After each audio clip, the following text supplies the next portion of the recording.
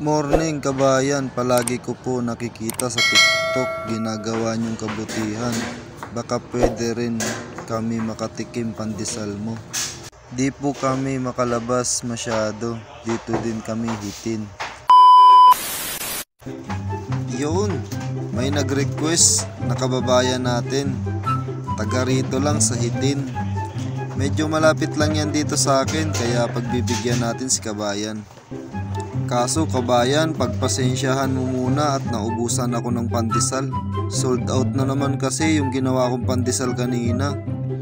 Kaya pagpasensyahan mo muna, kaya ito lang muna ang magagawa kong pagkain para sa'yo.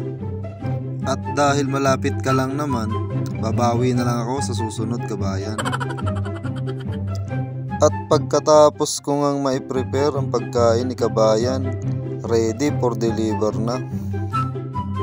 At dahil nga sobrang higpit ng employer ni kabayan, pinalapag na lang niya sa labas ng gate yung pagkain niya. Kaya ang ending, nakishare yung pusa. Kaya isang take away box na fried chicken ang kinain ng pusa.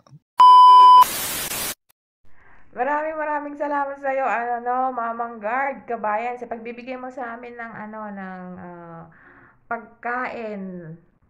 Hindi ko talaga in-expect na mabibigyan mo kami ng ganitong ayuda.